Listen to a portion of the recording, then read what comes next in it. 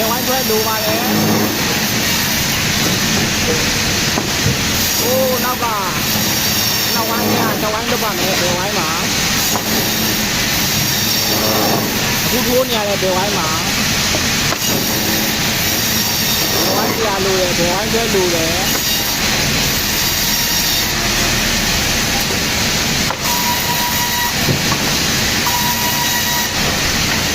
ဆက်လုပ်ကြနေရဆက်တွေ့လာပါ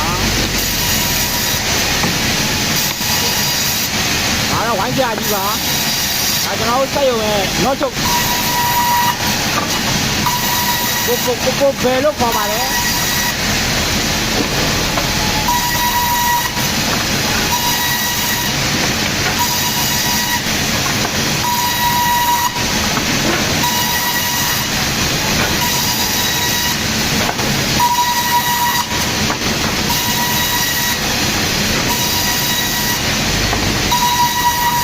ဒီလားတော့လဲအောင်ပါပါ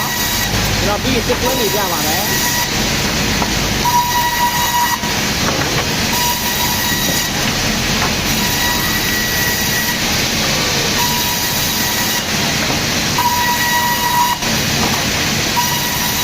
တောင်းမကြည့်တော့မခေါ်ပါဘူးတောင်းကြည့်တော့ခေါ်ပါမယ်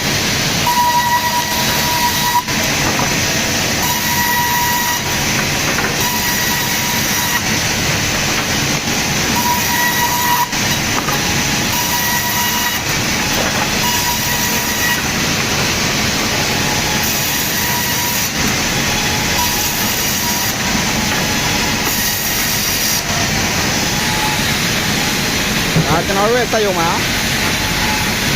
စက်ရုံအသေး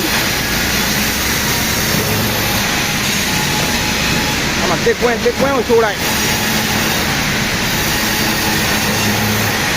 ဟိုးမှာကားတွေတွေ့လားကားတွေရထားတာအဲ့ဒါစစ်တုံးရဲ့ကားတွေစစ်ပုံရမရှိလို့စစ်ကားတွေပုံနေတာပါတင်နေတာတော့ကျွန်တော်တို့ရဲ့ဝနပါဟိုး